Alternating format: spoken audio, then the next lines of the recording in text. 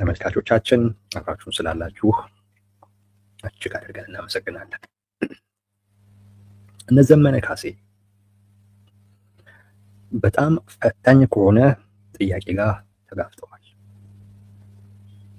ፈታኝ ከሆነ ሁለት ጥያቄ ጋር የተያያዘ ጊዜ ሰተን የምናየው አንዱን ጥያቄ ነው። አንደኛው ጥያቄ ከራሱ ከዘመነ ካሴ ጋር የተያያዘውን ጥያቄዎቹ እዛው ውስጥ ያሉ አመራሮችም እና ሰራዊት ውስጥ የሰራዊቱ አመራሮች ማለት ነው አፋብን ውስጥ ያሉ አንዱ እየጠየቁ ያሉት ጥያቄ ከዘመነ ጋር የተያያዘ ነው።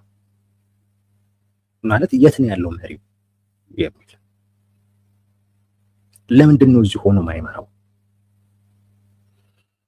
ችግሩ ካለበት አካባቢ እርቆ እነሱ እንደሚሉት አንዴ ሱዳን አንዴ ኤርትራ እየሆነ መምራት አይቻልም። የፋኖ ትግል እንደዛ አይደለም።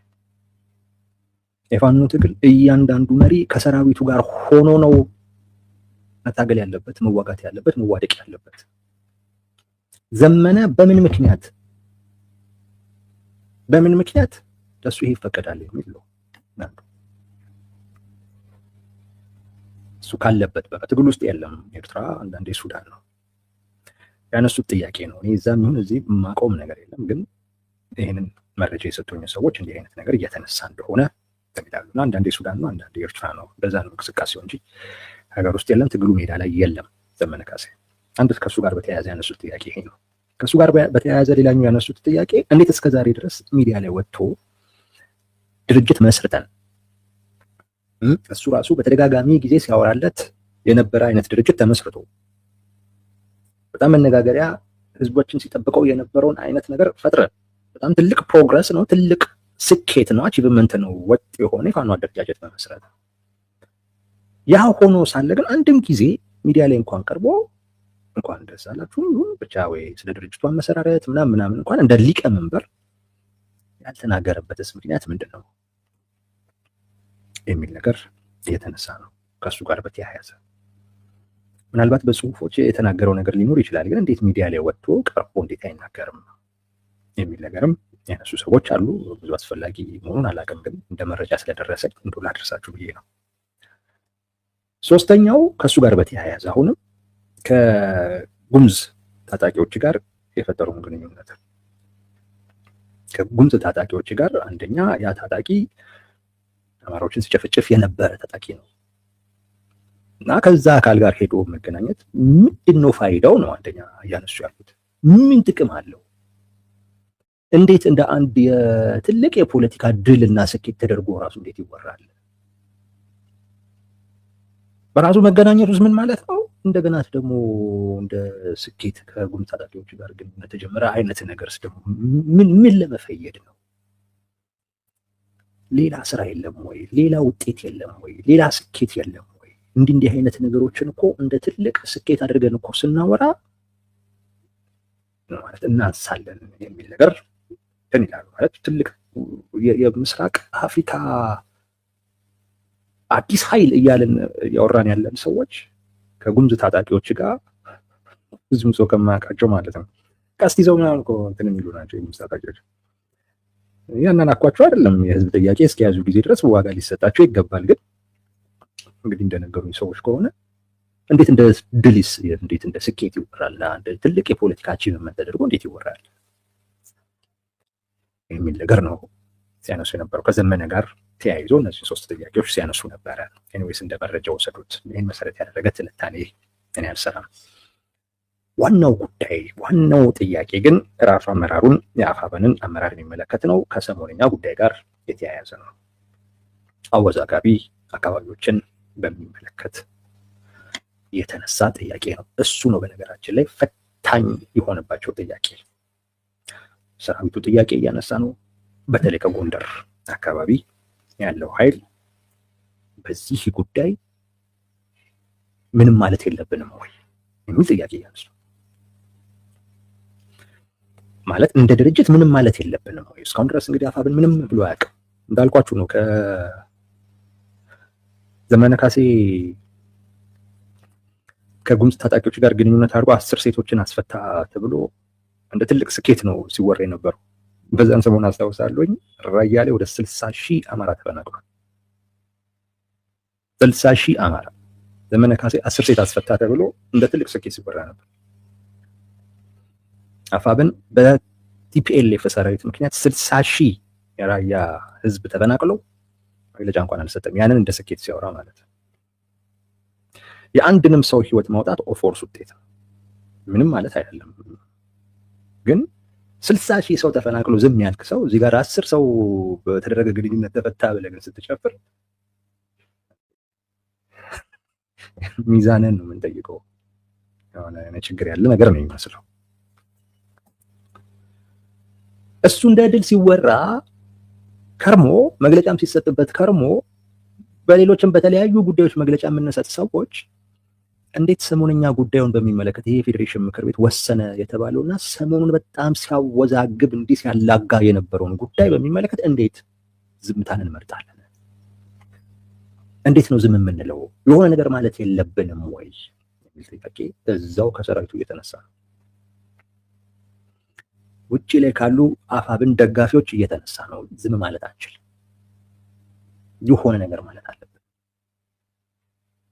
ጉዳዩ ወሳኝ ጉዳይ ነው።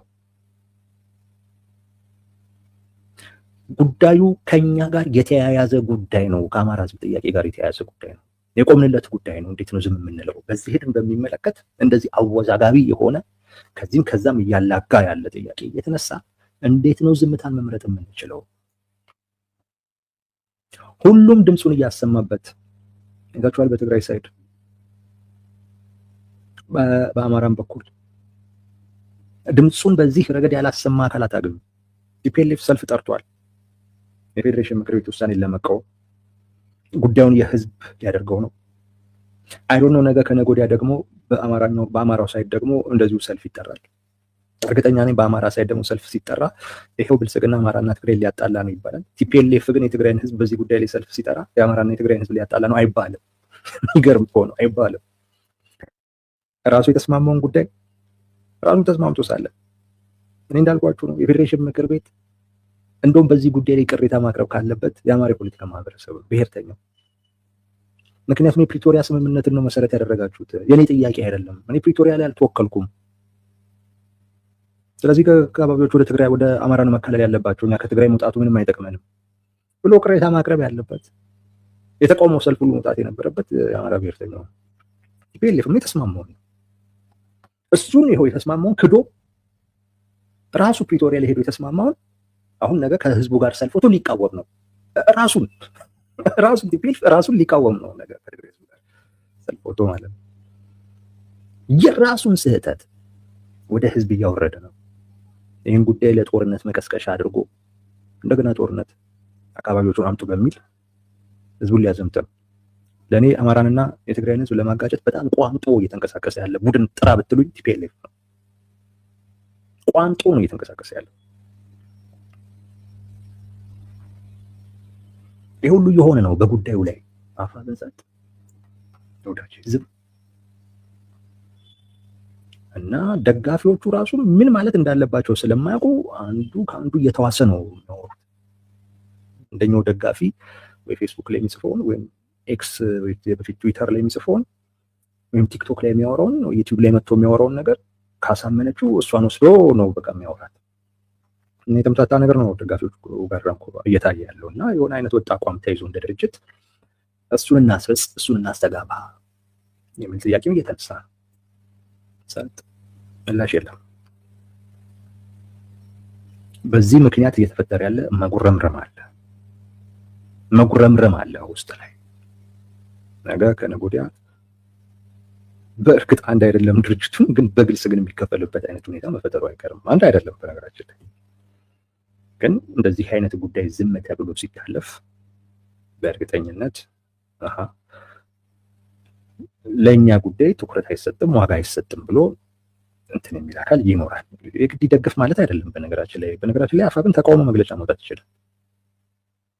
ተቃውሞ የፌዴሬሽን ምክር ቤት ውሳኔ ተቃውሞ እንዳልኳችሁ ቅድም ጽንፍ ይዞ ማለት ነው። የአማራ ህዝብ ጥያቄ አካባቢዎች ወደ አማራ ይካለሉ ነው እንጂ ከትግራይ ይነጠሉ ማለት አይደለም። ከትግራይ መነጠሉ ለኛ ምንድነው የሚጠቅመው? ብሎ ሆን ብሎ የትግራይንና የአማራን ህዝብ ሊያጋጭ ነው እንጂ ትክክለኛውን መወሰኑ ወደ አማራ ክልል ማካለል ነበረ ብሎ ብልጽግናን ከሶ መግለጫ ማውጣት ይችላል ነው ማለት። ብልጽግናን ከሶ የቲፒኤልኤፍን ቃል ተውሶ ማውጣት ይችላል። ምንም ችግር የለበትም። ከሚታሹ ይህንንም ማለት ይቻላል ነው። አካባቢዎቹ የአማራ ርስት ናቸው፣ ወደ አማራ ክልል መመለስ አለባቸው። መንግስት ግን በሁለቱ ህዝቦች መካከል ሁልጊዜም ቢሆን ቅራኔ መፍጠሪያ መሳሪያ አድርጎ አካባቢውን ስለሚቆጥረው ለአንዳቸውም ከትግራይ ነጥሎ ለአንዳቸውም እንዳይሆን አድርጎ አስቀምጦታል። ይህን እንቃወማለን ብሎ መግለጫ መስጠትም ይቻላል። የግድ ብልጽግና ሌሎች እንደደገፉት መደገፍ አይጠበቅበትም። ዝም ማለት ግን ዋጋ ያስከፍላል። ባይዘዌ ቲፒኤልኤፍም ጥሪ አድርጓል። የቲፒኤልኤፍ ሰዎችም ጥሪ አድርጓል። እናክሽፈው እያሉ ነው። ይህን ሴራ እናክሽፍ እያሉ ነው። ይሄ ጥሪ ለማን እንደሆነ ግልጽ ነው። እነሱ አማራን ይወክላል ብለው የሚያስቡት የነዘመነን ቡድን የነዘመነ ቡድን የሆነ ነገር በል እያሉ እነሱ በል እያሉት ያለው ይታወቅ። መንግስትን ተቃውመኛ በምንቃወም አይነት መልኩ ይሄ ከትግራይ ህዝብ ጋር እንድንጣላ የሚያደርገን ነው። የኛ ጥያቄ የህልውና ጥያቄ እንጂ የወልቃይት ጉዳይ ጥያቄያችን አይደለም በል እያሉት ነው። በቲፒኤልኤፍ ስሬድ እነሱም እንዲሁ እየጠየቁ ነው። ጉዳዩን እናክሽፈው፣ መንግስት ያው በሴራ ላይ ያጋጨን ነው እየፈለገ ያለው። ስለዚህ እኛ እንደ አማራ ጥያቄ የለንም እዚህ ላይ የኛ ጥያቄ የህልውና ጥያቄ ነው ብለህ አቅርብ ያሉት ነው። እነሱ የህልውና ጥያቄን ከግዛት ጋር ያያይዛሉ። ፋኖን ግን የህልውና ጥያቄ ከግዛት ጋር አያያዝም ላንተ ብለውት እንደዛ በል ነው የሚሉት እኮ እኔ ግርም ነው የሚለኝ። እነሱ ያለ መሬት የምን የህልውና ጥያቄ ነው ነው ግዛቱ ሄዶ የሚከበር ህልውና የለም ነው የሚሉት። ለፋኖ ግን ሲሆን ቁራሽ መሬት ነው፣ ቁራሽ መሬት ነው። የኛ ጥያቄ ከግዛት ውጪ የተንሳፈፈ የህልውና ጥያቄ ነው። የት ልትኖር ነው? ቲፒኤልኤፎች የህልውና ጥያቄን ሲያቀርቡ ከዛ ጋር ነው የሚያያይዙት። በነገራችን ላይ እነ ኮሎኔል ደመቀ ዘውዱ የህልውና ጥያቄን ሲያያይዙ ከግዛቱ ጋር ነው የሚያያይዙት። ለዛ ነው የወሰን ጥያቄ ያለን፣ የማንነትና የወሰን አስተዳደር ጥያቄ ያለን የሚሉት። አካባቢዎቹ ወደ አማራ ክልል እስካልተካለሉ ጊዜ ድረስ እኛ እዚህ አካባቢ ላይ እንደ አማራ መብት አይኖረንም ብለው እዚህ ግዛቱ ወደ አማራ መካለል አለበት የሚሉት ለዛ ነው። ከግዛቱ ውጭ የሚከበር ማንነትም ህልውናም የለም። ፋኖን ግን አንተ ጥያቄ የህልውና ነው ይሉታል። እነሱም የኛም ጥያቄ የህልውና ነው ግን ያለ ግዛት አይከበርም ይላል። ግዛቱ ወደዚህ ሲመጣ ነው የሚከበረው እንጂ ግዛቱ እዛ ባለበት አይነት ሁኔታ የትግራይ ህዝብ ህልውና አደጋ ውስጥ ነው የሚሉ። ግን እነሱም እየጠየቁ ነው። እነዘመንን የሆነ ነገር በሉ እያሉ ነው። እነዘመንን የሆነ ነገር ማለት አለባቸው። ዝም ማለት በጣም ይጎዳቸዋል። በጣም ያልተጠበቀ ክፍፍል ነው ይዞ የሚመጣው። የምትቀርቧቸው ሰዎች መከሯቸው። ቅድም እንዳልኩት ማለት ይችላሉ። የአማራና የትግራይን ህዝብ ሁልጊዜም እያጋጩ ለማኖር ሲባል ነው እንጂ የኛማ ጥያቄው አካባቢዎች ወደ አማራ ክልል መሆን አለባቸው ብለን ነው የምናምነው ማለት ይቻላል። አይ ቲንክ ቲፒኤልኤፍን ይረዳል። ብሔርተኛ አይደል? እሱም ብሔርተኛ ናቸው። ካልተረዳም የራሱ ጉዳይ እና ራስን አደባባይ ላይ ትገላለህ እንደ እነሱን ፍላጎት ለማሟላት ብለህ። ዝም ማለት ግን የመጨረሻ አደጋ አለው። በዚህ ጉዳይ ላይ መደገፍ የማይጠበቅ ነው። ይህን ደገፍክ ማለት በቃ ትልቅ ጉዳይ ነው እየደገፍክ ያለው እና ከዛ በኋላ በእርግጠኝነት ከመንግስት ጋር መነጋገር በውስጥ ጀምረሃል ብዬ ነው የማምነው። ከደገፉ በቃ ከመንግስት ጋር በድርድር ለመግባት የውስጥ ንግግር ጀምረዋል ባይነኝም ሆነው ይደግፋሉ የሚል ጭራሽ ጥያቄ የለኝም። ይቃወሙታል፣ ግን ከአማራ ኮዝ ጋር አያይዘው ከአማራ ህዝብ ጥያቄ ጋር አያይዘው መቃወም የሚችሉበት እድል አለ። እሱን ማለት ይቻላል።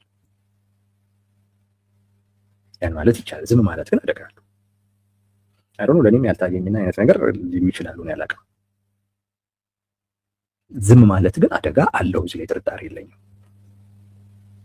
በዚህ ጉዳይ ላይ ሁሉም በጣም እየተነጋገረበት ያለ ዛሬ መነጋገሪያ የሆነ ነው፣ ነገ መነጋገሪያ ነው። እንዳልኳችሁ ቲፒኤልኤፍ ሰልፍ ጠርቷል። ምርጫ ቀርቷል ትግራይ ውስጥ። የጊዜያዊ መንግስቱ ካቢኔ ወስኗል። የፌዴሬሽን ምክር ቤት በወሰነው ውሳኔ ምክንያት ትግራይ ላይ ምርጫ አይደረግም ብሎ። ስለዚህ የፌዴሬሽን ምክር ቤት የወሰነው ውሳኔ ዛሬም ነገ ከነገ ወዲያ መነጋገሪያ ነው የሚሆን። የቲፒኤልኤፍ የጦርነቱ ምክንያት አድርጎ ሊያቀርበው የሚፈልገው ጉዳይ እሱን ነው። አሁን ላይ በቃ ግዛታችን በግልጽ ተቆርሶ ተወሰደብን፣ የፌዴሬሽን ምክር ቤት ያልተወከልንበት ከፕሪቶሪያ ስምምነት አፈንግጦ ከህገ መንግስቱ አፈንግጦ የሌለውን ስልጣን ተጠቅሞ ወሰደብን በሚል ነው። የጦርነቱ ምክንያት ይሄ ነው የሚሆነው። ይሄ ነው የሚሆነው። አይተውታል ደግሞ አብዛኛውን የትግራይ ማህበረሰብ አንድ ሲያደርግ አይተውታል። በጣም ሲያቀራርብ በአንድ ድምፅ እንዲናገሩ ሲያደርግ አይተውታል። ከዚህ ውጪ ሌላ የጦርነት ምክንያት ማድረግ አይፈልግም። ይሄን ያክል ትልቅ የሆነ ጉዳይ ላይ ዝም ብሎ መቆየትም አይቻልም። የሆነ ጊዜ መናገርም ምንም አይጠቅምም ብሎ አይጠቅምም ካልክ ዛሬውኑ አቋም መያዝ ነው። ዛሬውኑ አቋም መያዝ ተገቢ ነው። ዝም ማለት ግን አያዋጣም። ለምን ግን ዝም እንዳሉ ግን ይገባኛል። ሳይገባኝ ቀርቷል። እኔ እንኳን ያልኩት እንደዚህ እንኳን ቢሉ ብዬ ያቀረብኩት ነገር ቲፒኤልኤፍን ያስቀይማል። እነሱ ደግሞ ቲፒኤልኤፍን ማስቀየም አልፈልጉም። ህወሓትን ማስቀየም አልፈልጉም። መቼም ወጥተው ውሳኔው በጣም ስህተት ነው፣ የትግራይን መሬት ቆርሶ ኦህዴድ ወስደው የሚል መግለጫ በጭራሽ ሊወጡ አይችሉም። እንደዛ ካሉ በኋላ የትግራይ ብሔርተኛ አራማጅንን ነው ማለት ያለባቸው። በኋላ ከአፋቸውም ከመጠሪያቸውም ላይ አማራም ምናምን የሚባል ነገር ማውጣት አለባቸው። እንደዛ እንደማይሉም ይጠበቃል። ሌሎቹም እንደደገፉት እነ ኮሎኔል ደመቀ ዘውዱም እንደደገፉት እንደ አንድ በጎ እርምጃ ወስደነዋል እንደማይሉም ይጠበቃል። እነዚህም ሁለት ነገሮች አይሉም። ከዚህ የተለየ ነገር ነው የሚሉት። ያ የተለየ ነገር ግን በእርግጠኝነት ቲፒኤልኤፍ የሚፈልገው ሳይሆን የሚያስቀይም ነው የሚሆነው። ምክንያቱም ያ የተለየ መግለጫ አፋብን የሚባለው እነ ዘመነ ካሴ የሚመሩት ስብስብ ወልቃይትን የአማራ ብሎ እንደሚያስብ በግልጽ ስለሚጠቅስ መግለጫው በምንም አይነት መልኩ ያውጡት እነዚህ አካባቢዎች የአማራ ናቸው የሚለውን ነገር መልእክቱ ያስተላልፋል የሚያወጡት መግለጫ። ያን ቲፒኤልኤፍ አይወደው። ቲፒኤልኤፍ ደግሞ ካልወደደው እና እንደዚህ አይነት የአደባባይ ልዩነት ደግሞ ከተፈጠረ ብልጽግና ይጠቀምበታል። እና የፈለገውን አገኘ የሚል ነገር ነው የሚሆነው። በዚህ ምክንያት ነው ዝም እያሉ ያሉት። ግን ይህንን ተሰልቶ ፖለቲካዊ ምክንያት ቢኖረውም ዝም ማለት ግን ራስን ነገ ከነገ ወዲያ ላይ ይጎዳል። ወይ ራስን ማትረፍ ነው። በቃ አንዳንድ ነገር አለ የምትሰጠው ማለት ምንም ምርጫ የለም። ጠላትህ ሊጠቀምበት ፈልጎ ያደረገው ነገር አለ። አንዳንድ ጊዜ መበላት ያለ ሁሌም አትበላም። ፖለቲካ ጨዋታ ነው። እንደ ቼስ ጨዋታ መውሰዱት፣ እንደ ካርታ ጨዋታ መውሰዱት። የሆነ ጠጠር መበላት አለ። ጠጠር ብቻ አይደለም፣ የሆነ ወሳኝ ኃይልም መበላት አለ። ዋናው ነገር ቼክ ሜት መባል የለብህም ነው የጨዋታው ግሱ። ግን ወሳኝ ጠጠርን፣ ኩዊንህን፣ ሆርስህን ወይ ካዝልህን ልትበላ ትችላለህ። ካልሰጠህ ቼክ ሜት ብለህም አታሸንፍ። የግድ ነው መበላት አለ አንዳንዴ። በወልቃይት ጉዳይ ከባድ ጠጠር ነው። በቃ መስጠት አለብህ። አንዱን ትሰጣለህ፣ የግድ ነው። አይ ዝም ብዬ ያላልፍም ካልክ በቃ ጨዋታውን ልታቆመው ነው። ከዚህ በላይ ደግሞ ማሰብ አይቻልም። የትኛውም ጨዋታ ማሰቢያ ጊዜ ያለው። ዝም ብለህ ቦርዱ ላይ አፍጥጠህ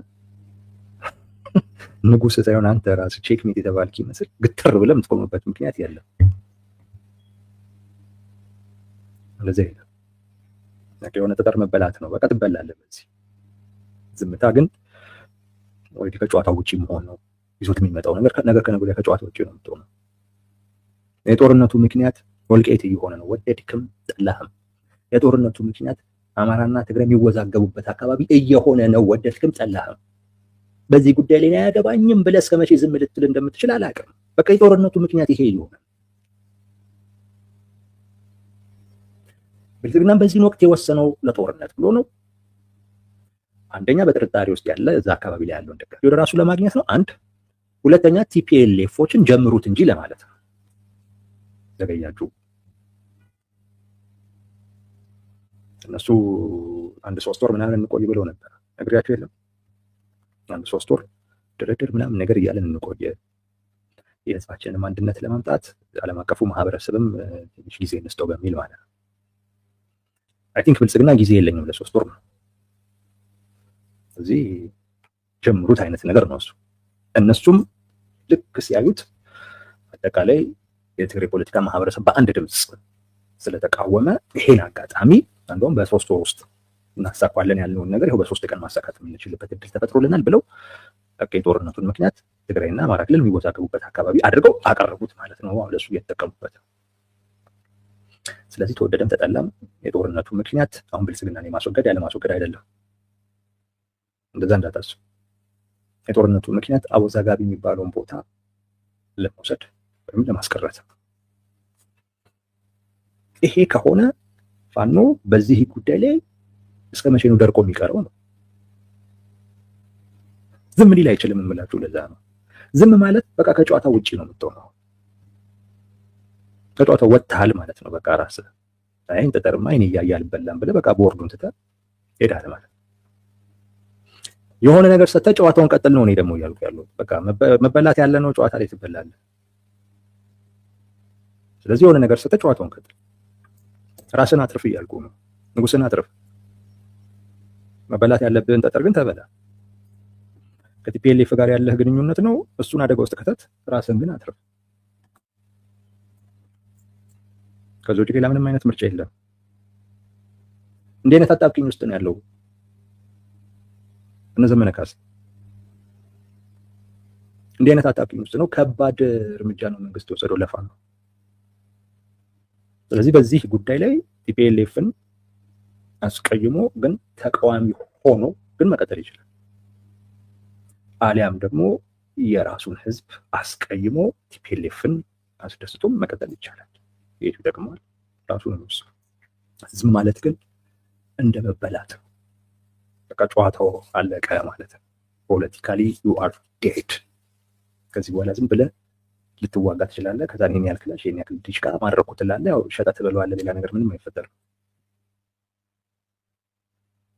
ሌላ ምንም አይፈጠርም። ከዛ በኋላ እድገት አይኖርህም። ዝም ማለት አይቻልም። ይሄ ነበር ስንል ነበር። ከቲፒኤልኤፍ ጋር የሚደረግ ግንኙነት አጣብቂኝ ውስጥ ይከታል፣ ይከፋፍላችኋል ስንል የነበረው ለዚህ ነው።